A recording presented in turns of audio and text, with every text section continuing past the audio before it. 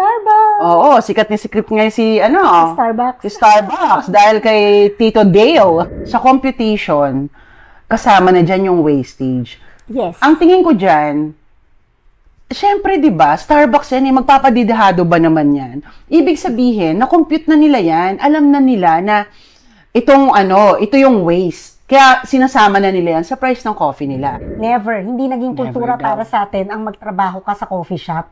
Okay. Hindi naman yan, hindi naman norm yan eh. Hindi yan ang norm. Ginawa na lang norm ng mga tao na mga walang internet sa bahay. Ang coffee shop ba, extension ng bahay mo? Conscious effort. Kung nakita mo, ubos na yung kape mo, gusto mo pang magstay for another hour, bumili ka ulit ng isang kape. Yeah. Diba? Hindi yung tall size mo, paaabutin mo ng 5 hours, hindi ba? Alam mo, nakailang palit ka na ng straw. Paper straw yan eh, di ba? Totoo. Lumambot na siya kasi nga tinitipid mo, tapos padagdag ka ng ice. Cheers! Cheers! Nice. Thank you, Welcome. Sarap to eh. Caramel macchiato. Ikaw, saan ka ba, madalas nagkakape? St. Louis, Paul, Toby's Estate, and Shangri-La. Yun yung sa Pilipinas. Sa Philippines yun. Hindi, joke lang. Ikaw ba?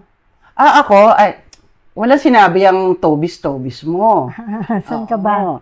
Kasi yung kape ko, dating greatest, ngayon, greater na. Wow! Na-mind blown ako doon. Yung superlative, comparative na ngayon. Astig! Oo. Baka naman. Oo nga, great taste. So, ayun. Hindi, pero actually, nagkakape rin naman ako sa labas. Oo. So, kilala mo ba si Dale Philip? Si Kuya Dale. Oh yeah, vlogger. And meron siyang recent na vlog, di ba? About Starbucks. Oo, sikat ni script ngayon si Starbucks. Si Starbucks dahil kay Tito Dale. Trending siya ngayon. Oo, yun. Yung kwento kasi doon ay nagpunta siya sa isang Starbucks branch. Kung mo magkwento. Nagpunta siya sa isang Starbucks branch. Pagkatapos, pagkita niya, wala siya maupuan. Kasi nga, most of the people who are there, may mga laptops, they're working, or it's either they're working or they're studying. So, syempre, na-put off siya. So, hindi na siya nag-Starbucks kasi nga wala man siya mauupuan. And then, as a result of that, nag-video siya na, yun nga, he was ranting. Diba? So, set up niya ngayon yung phone niya. Yes. Nag-start na. English, hindi ko reenactment. Well, anyway, yun yung nangyari. But you know what, Scar? Actually, when I watched that, naisip ko, I'm guilty. Guilty ako sa ganyan eh. Kasi ako, di ba, freelancer ako. So, broken ako. Broken ka? As in, broken ka. So, wait. Kape yung nagpapabuo sa'yo? Kaya nagko-coffee shop no? Hindi, ibig ko sabihin, broken schedule ako. Okay. Hindi mo naman kasi dinire-diretso. Sorry naman. Okay. Sorry naman po. So, that means, instead of going back home, ang gagawin ko, mag-stay ngayon ako sa cafe. Okay, and how long does it normally take you to stay there? Nako, baka magulat yung mga viewers natin. Umaabot ako, yung pinakamahaba ko na ni-stay ko doon. And this was yung regular basis. From 8 in the morning until actually closing. Talaga? Oo. Doon ako nag-stay. Dapat humingi ka na ng ID. Hindi, actually, folding bed nga dapat, hindi ID. Hindi, pero yung stay mo naman na yun, kumbaga, you spend naman for food and coffee and stuff. Okay. Kasi imagine syempre 8 o'clock, so doon ako magbe-breakfast, di ba? So, syempre may coffee ka dyan, then in between, kape, tapos lunch, tapos dinner, doon na rin ako. Puro ako kape niyan. Okay, so normally, How much do you spend in a day? Yung pinakamababa ko, hindi siya bumababa ng 1,000. Okay. Ako na, no? Tapos, yung pinakamataas na nagastos ko talaga doon, yung, as in, walang tayuan eh. No? Umaabot ako ng 2,500. Oh, okay. Yeah. Malaki yun, ha? For malaki. one person na ano. Yes. But, para sa akin, yung 2,500 kasi na yan, kung ang gagawin ko, uuwi pa ako, mas malaki yung magagastos ko. Dahil syempre, di ba, yung ano mo, uuwi ka sa bahay, magkakape ka rin naman, on mo yung aircon. Kasi may aircon kami. Okay. Hindi, so, ayun, tapos, ang isang inaano ko talaga dito, yung pagod. Oh. Di ba? Yung mag-aano ka, magbubuk ka. Ang hirap. So, kumbaga, bago pa dumating yung ano mo wala na, time mo na ulit. Oo. So, nag-stay ako ngayon sa cafe. Okay, that's understandable naman if you stay that long. But you know, you spend, like you, alam mo yun, you order enough to sustain yung pag-stay mo doon ng matagal. Oo. Kasi parang ang nangyayari nun, may pwesto na ako doon. Alam nila alam ng mga servers na yun yung pwesto ko. Okay. Kasi nga sometimes I even do my online lesson na doon Okay. Ganun yung ginagawa ko. Yeah. That is good. Yeah. Pero alam mo, Scar, nung ano ko, ewan ko kung mag-a-agree ka dito sa sasabihin ko. Naiintindihan ko kasi yung mga tao na nag-aano doon, na nag-work. Kasi di ba kung titignan mo, I think, design yung coffee shops, let's say for example yung Starbucks, napansin mo ba, meron sila dong mga ano na talaga, saksakan? Kasi ina-anticipate na nila na yung market nila ay mag-aano talaga doon, mag-stay doon, may dalang laptop, isasaksak doon. So, prepared sila for that. Ito yung table na mahaba? Oo. Pero kasi kung napansin mo, yung upuan nila, dun sa mahabang table, hindi yun comfortable Ganun ba? Oo, hindi siya comfortable. Ibig sabihin nun, hindi ine-encourage na magstay ng matagal yung mga tao na umuupo doon. That's why it's not comfortable. So it means smart ako. Hindi. Globe. Kasi hindi ako umuupo doon. Okay. Ay, sa bagay, tama ka rin, it makes sense. Kasi nga, mataas siya, no? Yeah. At saka wala namang sandala na alam mo yun, di ba? Wooden yung nila. Oo. Okay. Ngayon ko lang naisip yan, Hindi ko na naisip. Alam mo yung nirarant ni Dale, parang sinasabi niya kasi doon na, why don't you stay home or stay in your hotel? Doon kayo doon na lang kayo mag-work. Yun yung sinasabi niya. Which is agree ako sa kanya doon. Okay. Oo, agree ako sa kanya doon. Kasi Starbucks, for that matter, is not really designed for you to work there. It's for you to have coffee. Oo. Kasi hindi naman siya, isipin mo kung yun designed for you to work, edi dapat may mga cubicle na yun. Hindi ba? Sa bagay, nga. Oo. Kasi, di ba, parang, like ako, napansin mo ba na pumunta ako sa Starbucks at ako ay umupo at ako'y nagkape? Di ba normally ang mga coffee ko from Starbucks, binibili lang, and then I drink it from home. Di ba? Hindi ako pumupunta doon kasi nasa-stress ako na pupunta ka doon tapos makikita mo ang punong-puno ng mga tao na lahat may mga laptop. And on top of that, yung mga ibang nagtatrabaho, ang gagawin pa niyan, kukuha yan yung table for 4. Yung isang tao? Yung isang tao, kukuha table for 4, tapos isa-set up niya yung yung laptop niya doon. Yeah. So, ibig sabihin nun, 3 tao ang natanggalan niya ng opportunity para bumili o magkape. Pero, Scar, maputol lang kita, ito na-mention mo sa akin to before Kasi 'di ba, syempre may negosyo ka, 'di ba? So, sabi mo noon sa computation, kasama na diyan yung wastage. Yes. Ang tingin ko diyan, syempre 'di ba, Starbucks yan, magpapadidehado ba naman 'yan? Ibig sabihin, na-compute na nila 'yan, alam na nila na ito yung waste. Kaya sinasama na nila yan sa price ng coffee nila. May point yon. Oh, alam ko, may point yun. Oh, galing sa iyo eh. Oo, galing sa akin yun. Hindi ko naman iyan.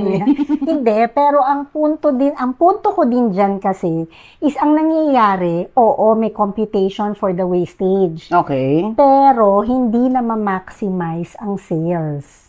Anong ibig sabihin? So, ibig sabihin, kunyari, let's say, ang inyong pinoproject ng isang kumpanya ng coffee shop benta sila ng 500 cups of coffee per day. Okay. Dahil nga itong mga nagtatrabaho at nag-aaral, nagstay sila sa Starbucks ng mga 4 to 5 hours na nakatenga sila doon. So yung between 3 hours up to the 5th hour, nawawala yung opportunity for Starbucks to actually earn money. So, kumbaga, hindi yung kasali doon? Hindi sila kasali doon kasi extra na yung kumbaga income yun na supposedly nagge-generate yung income pero na-stagnant na. Nandun na lang yung income kasi nga because of all these people. Kasi nga natuturn off ang mga tao eh. Pag bukas nila ng pinto, pagkita nila, wala silang mauupuan. O saan sila, hindi ba napapansin mo ba, pag kunyari nasa coffee shop ka, di ba, pag binuksan mo yung pinto, pag nakita mo na wala kang upuan, walang upuan eh. Di ba magta-transfer ka sa ibang coffee shop? Yung walang sa bagay, oo. Nangyayari din naman sa akin. Nangyayari yun eh. So, yung opportunity for, kung kunyari, 5 tao yung kasama ko, 5 kate yung nawala. Ba't ka naman kasi magsasama ng... Hindi, joke lang. Ba't ka naman kasi magsasama ng 5 tao? Di, nawalan tuloy sila ng 5. Nawalan tuloy sila ng 4. Tuloy sila ng 4. Oo. Pero kasi, Scar, kung titignan mo naman, ito, hindi ko naman sa pinagtatanggol ko yung mga ginagawa ng workspace, yung Starbucks. Ang sa akin naman, di ba kung halimbawa na against dyan, yung Starbucks, di sana sinabihan na nila. Sila nga, hindi sila nagsasalita about it. Hindi nga nila sinasabihan yung mga tao na, excuse me, time is up. Wala namang ganun, di ba? Okay. Kasi ang culture natin dito, customer is always right. So ngayon, ang nangyayari, hindi nabibigyan ng oportunidad ang mga staff para i-approach ang mga customers. Para sabihin na, tapos na po yung kape nyo, pwede na po kayong umalis. Kasi alam mo, like ako, pag nagko-coffee ako sa Starbucks sa ibang bansa, like for instance, Australia or New Zealand, alam mo yung pag sinabi nilang they're closing at 5:30, they close at 5:30. 5 minutes before they close, iisa-isahin na kayo na, excuse me, we're closing in 5 minutes. Alam mo yun? So, ikaw, it's either ubusin mo yung kape mo agad-agad para maging hyper ka or, i-take out mo na yung kape mo. So, nandun yung respect for each other. Dito kasi, ang mga staff, sorry to say, hindi sila nabibigyan ng opportunity to say that. Kasi nga, once nasabihin nila yon, ma-offend ang customer, anong kasunod? Customer complaint. Ang problema dito sa atin, pagdating sa customer complaint, customer is always right, even if he or she is wrong. Ay, grabe. May mga ganun. Wrong! Parang wala na akong sinabing tama, Scar. Ano ba to? Ibig ko sabihin, pinupunto ko lang na ang sinasabi mo kasi kanina is, kung ito ay bawal naman, dapat pinagsabihan. Wala nga yan sa kultura natin. Hindi yan nakasanayan na maging blunt ang mga tao about maging truthful sila na sasabihin nila na sorry po, magsasara na kami. Pero alam mo, indication yan kahit sa restaurants diba minsan lalapitan ka ng staff, sasabihin sa'yo, last call na po namin. Meron po ba kayong i-order pa kasi magko-close ang kitchen? Or pag nasa coffee shop ka, excuse me po, last call na po namin, baka po may idadagdag pa kayo sa order. Tapos pag sinabi mo wala na, ibig sabihin nun, 15 minutes. You're given 15 minutes. After 15 minutes, iskierda ka na. Sigurado ka ba doon? Kasi ang alam ko ganito yan, Scar. Halimbawa, sinabihan ka, magko-close na po yung kitchen namin. Baka po meron pa kayong gusto. Ang sagot kasi dyan ganito, hindi, tatambay na lang kami. Di ba dapat ganun yung sagot doon? Hindi. Because that's the reality. That's the reality. Bro, baka mamaya mabatch tayo dito. Mabatch ako. Majority of the people, that's what they do. Yeah. Alam mo yung they're unmindful na magko-close na. So, ano pa rin sila, alam mo yun, yung prente pa rin sila na tutuloy pa rin nila kung ano yung ginagawa nila. Kung may pinatype sila doon sa laptop nila, sige-sige pa rin sila. Pero minsan kasi titignan mo yung action ng mga staff. Makikita mo, nakaano na lang sila nakatambay na lang doon sa isang side ng ano. Oo nga, nangyayari. Nakatambay sila. Bakit sila nakatambay doon? Kasi nga inaantay na matapos ka. Kasi hindi nila malinis yung area kung saan nasan ka. Kasi nakabalandra ka pa doon. Teka lang, kasi ano ako may binanggit ka na yung kultura. Okay, nabanggit mo kanina. Yeah. Kultura. Yung culture. Ano sa pagkakasabi mo? Wala. Culture. Ulitin mo yung enunciation. Culture. Yan. Na-mention mo yan. Kasi merong isang vlogger. Hindi ko nasasabihin yung pangalan niya. Okay. Pero I know she's an explorer. Anyway. Ano siya? So, syempre, rant si... Espanyola ba ito? Oo. So, parang rant si di ba? Si Tito Dale. Rant din siya ngayon, sinagot niya. Sabi niya ganyan. Hindi ito yung eksakto pero parang ito yung konteksto. Yes. So, sabi niya ganyan. Alam mo, kultura na yan dito sa Pilipinas. Accepted na yan ng mga tao na talagang ang Starbucks, ginagawang workplace. So, wag mong sasabihin na sa hotel sila magtrabaho or sa bahay nila kasi minsan hindi conducive, take note hindi conducive yung area nila o kaya they don't have money to spend sa hotel. So, may kadugtong yan, Scar. Sabi niyang ganyan. Ikaw nga, anong ginagawa mo dito sa Pilipinas? Kung hindi mo maano yan, umuwi ka dun sa country nyo. Anong masasabi mo doon? Okay. Sandali isa-isahin natin himayin yan. Okay. Ayan yung ayoko nagkukwento sa'yo, hilig mo maghimay. Unang-una yung pagkakasabi niya na yan na yung nakagisnan, kultura na yan. It was never a culture for us. Never. Hindi naging kultura para sa atin ang magtrabaho ka sa coffee shop. Okay. Hindi naman yan hindi naman norm yan Hindi yan ang norm. Ginawa na lang norm ng mga tao na mga walang internet sa bahay. Sakit naman. May internet naman ako sa bahay. Oo yan, di ba? Ikaw kasi, para sa akin, responsibilidad mo yan. Kung ikaw kukuha ka ng trabaho that would entail you to use internet at sinasabi sa'yo na work from home, mag-invest ka sa magandang internet connection, sa mabilis na internet connection. Plus, kaya nga tinawag na work from home Hindi naman sinabi ng opisina work from the office, work from the coffee shop. Anong work po? Work from coffee shops. Diba? Kaya nga tinawag na work from home yan kasi sa bahay ka magtatrabaho, hindi sa coffee shop. Bakit? Ang bahay mo ba, ang coffee shop ba, extension ng bahay mo? Galit na naman siya. Hindi. Kasi kayo Hindi. Yung comment niya kasi. Hindi tama yung comment niya. Nasasabihin niya na yan na ang nakagisnan at yan na ang kultura. Hindi kultura yan. Never naging kultura ng Pilipino yan. Teka, not necessarily kultura, pero parang ganun yung dating na ito na yung accepted. Which is culture. Hindi siya accepted. Diba? Kasi kung accepted siya, hindi ako umaapila ngayon. Oo nga naman. Diba? Ibig sabihin hindi siya accepted sa akin. Okay. Maaaring accepted sa probably 10%. Pero how about the 90%? Hindi accepted sa 90% yan. So, hindi siya dapat nagsasalita for the rest of the other Filipinos. Tapos, yung sinasabi niya na kung ikaw, hindi ka makapag-adjust dito sa bansa namin, bumalik ka doon sa bansa ninyo. Hindi ba niya naiintindihan na itong mga puti na to, itong mga investors na to, ito ang nagdadala ng trabaho dito. Without these people, walang trabaho ang mga Pilipino. Therefore, kung walang trabaho ang mga Pilipino, paano masusustain ang lahat ng negosyo dito? Sino ang sino ang sino Pero reality speaking, kasi 'di ba, bago ka magsalita, anuhin mo muna, aralin mo muna. Hindi mo pwedeng sabihin na itong mga expats na to, kung ito hindi kayo makapagkape kayo dito, doon kayo, pumunta kayo sa bansa ninyo. It's not just about that. Diba? Bakit ba ang gobyerno natin inihikayat ang mga investors na mga foreigners. Bakit? Because they make our economy stronger. Yun eh. Kung hindi naman strong ang economy natin, sa tingin nyo makaka-afford ninyong mag-Starbucks. Yeah. Duh. Actually, ito po kasi talagang topic namin today, hindi naman talaga tungkol dun sa rant. Tungkol to dun sa mga investors. Gagawin natin yung title. Investors in the Philippines. Yun na lang, no?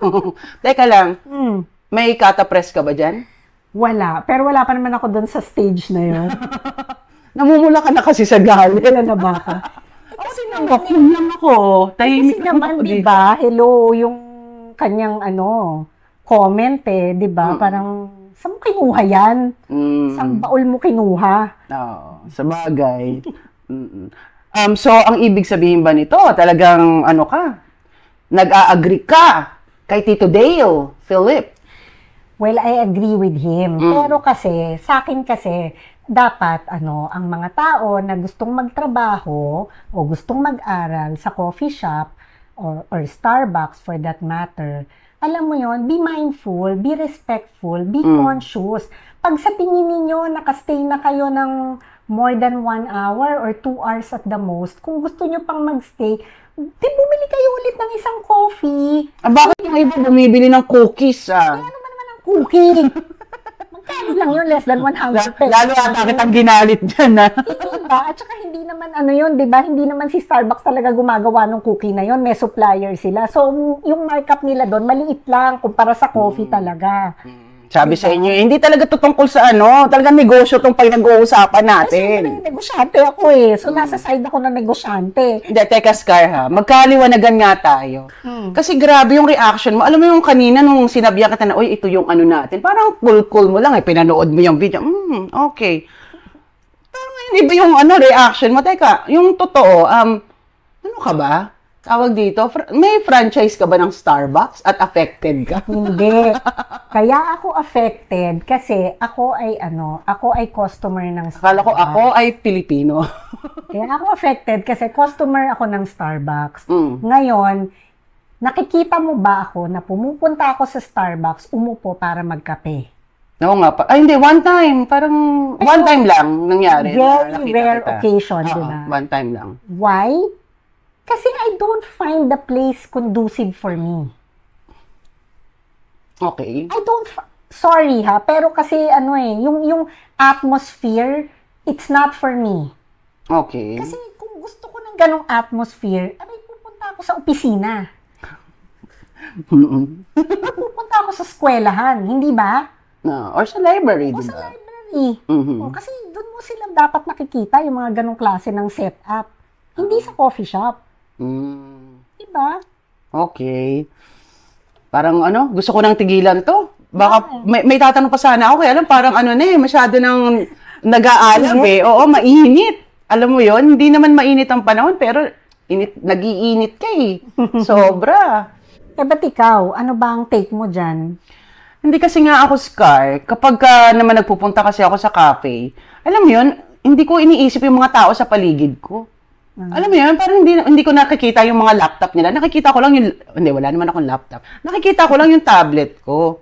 Alam mo yun, parang ako, tsaka hindi ko naiisip yung mga iniisip mo. Hindi mo nakikita kasi sanay ka sa tablet, hindi ka sanay sa laptop. Hindi kasi wala akong pakialam sa mga tao dyan. Kumbaga ako, ang importante sa akin, may upuan ako.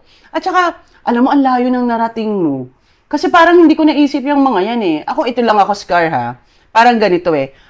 Yung, di ba sabi ko nga, ako talaga gumagastos ako. Pero, kaya naman ako gumagastos doon. Kasi, syempre, ang gagawin ko, kailangan ko talaga mag-almusal. Kailangan ko talaga mag-lunch. Kung alangan naman pupunta pa ako sa Jollibee. Di ba? Andun na ako eh. Doon ako magla-lunch. Doon na rin ako magdi-dinner. And then, in between, coffee. Kasi talaga, I love coffee, you know?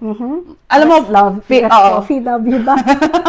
Feeling ko kapag, yung kukuhaan mo ako ng dugo, ang lalabas dito, caramel macchiato. My blood type is coffee, gano'n. Caramel macchiato, gumagano siya sa syringe. Hindi yun naman yung ko doon. Yes. Okay. Pero hindi to para ipagtanggol sila. Kasi alam mo, actually, ngayon lang ako naliliwanagan. Honestly, yung mga sinasabi mo. Kasi nga, again, when I go to coffee shop, wala. Sarili ko lang talaga iniintindi ko. Then yun yung, that's the... Ano, muntik mo na i-sponsor ka. Oo. Alam mo, next time, maghanap nga tayo ng ibang lugar, muntik mo na matusok yung ilong ko. But that's exactly the bad part of it. Kasi di ba, ang sinasabi mo, iniisip mo lang yung sarili mo. And yan ang iniisip ng lahat ng mga nandun sa Starbucks na nakaupo at nagtatrabaho at nag-aaral. No. Sarili lang nila yung iniisip nila. They should be mindful of other customers. Respect yan. Ethics. Di ba? Basta ako, Scar, dun sa coffee shop, gumagastos talaga ako, Ano yun? So, yung sa'yo, sa case mo, understandable yun. Mabait ako, no? Scar, teka lang, masyado na umiinit tong usapan natin. Pero masarap talaga tong kape. Thank you, thank you dito. Pag libre. Libre kasi. Lagi mo kasi ako nililibre. Baka gusto mo naman i-shout out kung saan mo kinukuha to. Shout out sa Starbucks, Market. Yun. Thank you for always preparing my drinks every day. Kahit, hindi ka nagpupunta doon. Hindi ako nagpupunta. In fact, last week I went there kasi para i-load ko lang yung card ko. But other baristas kasi there, they know me from way before. But then, yun nga, may isa doon, nakakatawa siya kasi sabi niya, kayo po pala si Miss Scarlett. Sabi niya kasi never ko po kayong nakita. Sabi niya parang it's always yung yung staff that goes there to buy, ganyan. Tapos sabi niya, nice to meet you po. Oo. May rason yun kung ba't hindi ako pumupunta sa Starbucks. Now I know, Scar. Yes. Now I know. Yes. Ay, ito, may ko. Kanina pa to, naglalaro sa isip ko. Di ba, meron kang mga kaibigan na mga ex. Mga ex, expat. Oh, yeah. Diba? Ito. Sila ba, nagpupunta, yung totoo nagpupunta ba sila sa Starbucks dito sa Pilipinas? No. Talaga ba? No. They don't like the ambience. They don't like the crowd. Oo. Kasi kami, when we go out for coffee, we sit down, we want to enjoy yung conversation namin over a cup of coffee. Pero kasi hindi mo kayang gawin yun sa Starbucks kasi it's either, yun nga, yung katabi mo, either may kausap na sa call center or merong katsikahan na kung ano-ano yung pinag-uusapan nila doon na parang, alam mo yun, yung it's not for us. Sorry, but it's not for us. That's not our crowd. So, sa iba kayo nagpupunta? Yeah, sa iba kami nagpupunta. Yeah. Yung peaceful, yung maganda yung music, walang maingay, alam mo yun. Tapos makikita mo lahat, nagkukwentuhan lang, lahat may kape. Walang naka-laptop. Walang naghahawak ng no? Walang nagtatrabaho. Lahat, alam mo yun, yung parang you're just there because you're enjoying yung yung nandun ka sa coffee shop, you're enjoying your coffee because that's what you're supposed to do. Grabe, nalilisik yung niya, yung singkit niyang mata. O sige, usually, sasabihin ko sana, how long, ilan? Gaano kayo katagal sa coffee shop pag nag-stay kayo? At the maximum. Yes, at the maximum. About 2 hours. 2 hours. Yes. So, parang may timer. Time is up. Let's go. Let's go shopping. Ganun na ba yun? Hindi naman sa pinatimingan. Pero kasi syempre, pag ubos na yung kape mo, then it's time for you to go. Yeah. Alam mo yun? Gusto ko sana tanongin, magkano nagagastos nyo? Hindi, joke lang. Wag na.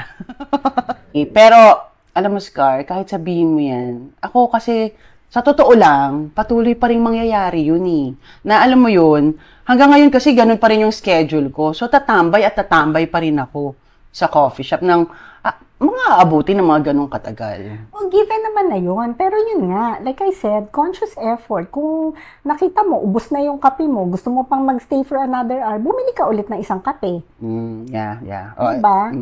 Hindi yung tall size mo, paaabutin mo ng 5 hours, hindi ba? Alam mo, nakailang palit ka na ng straw. Ito straw yan di ba? Totoo. Lumambot na siya kasi nga tinitipid mo, tapos padagdag ka ng ice para dumami siya, di ba? Ako maarte ako sa sa cafes pag order ako.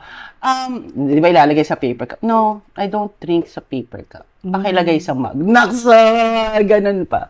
Hindi, ganito na lang. Alam ko, naisip ko since parang ayaw mo yung ano di ba yung tatambay ng matagal sa sa coffee shop, ganito na lang. Kapag ka-break ko, ano ba, broken time nga, di ba? Yung mga times na wala akong turo, may naisip na akong puntahan. May libreng kape, libre yung internet, libre lahat. Minsan may pa-snacks pa yan. Parang feeling ko, parang papunta yan dun sa papunta yan dun sa ako yung madedehado. At least hindi na dehado yung Starbucks. Saan ka? Sa kanulugan doon? So, ako yung nag-compensate dun sa ng Starbucks. Yeah. So, isama mo na ako sa budget mo. Anyway, kasama naman ako lagi sa budget. Shoutout muna tayo! Maraming salamat, April Linatok, para sa suggested topic mo for today's video. Maraming salamat din po sa mga nag-iiwan ng inyong mga komento sa aming comment section. So anyway, yun lang naman yung parang pinag-uusapan kasi ngayon, di ba? Oo. So, gusto ko lang naman sana kasing marinig yung opinion. Kaya parang tumindi. Parang gusto kong lagyan ng fire dun sa effects nung Hindi. video. Kasi ito, message for those who stay in Starbucks to work. Yung pinag-uusapan natin kanina, be mindful, be considerate of others who wants to drink their coffee too and enjoy the place.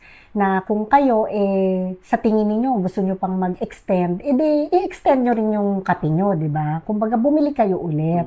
Kasi ang nangyayari ganito, kung kayo araw-araw nakatambay kayo sa Starbucks, kaming mga pupunta doon, kada pupunta kami na wala kaming mauupuan, masyadong busy yung place, masyadong toxic, syempre mata-turn off na kami. And then hindi na kami pupunta sa Starbucks. And that's customer loss. Hindi pa yan ngayon nagte-take effect, pero in the long run, that's what's going to happen. Kasi people who have the means to buy the coffee will no longer go to the coffee shop. They'll go somewhere else. Which, yung coffee shop na mas convenient para sa kanila. Yun. So, ang mangyayari niyan, mamamatay ang negosyo. Sa Pilipinas kasi kada kanto no? May Starbucks. Kasi nga ginagawang workspace. Ako na naman. Ayun. Alam ko na. Ano ang masasabi ninyo sa issue na to? Well, marami naman ng mga vloggers na naglabas nito. Pero gusto namin marinig kung ano yung opinion ninyo tungkol dito sa rant ni Dale Philip. I-comment nyo siya sa aming comment section at sasagutin namin ang mga komento ninyo. At bilang nagsa-Starbucks, ano ba ang inyong hinaing pagdating dito sa sa issue na to? Hinaing talaga no? Yeah. So, yun lang. Yeah. Bye! Salamat po! Ito. May hahabol ako. Magkano yung Starbucks mo? Dami mo sinasabi. Magkano dyan? Hindi ko alam. Okay, tama. Wala. Hindi ka kasi nga pumupunta doon. Hindi ko alam. Basta ang sinasabi lang sa akin, wala na pong load yung card.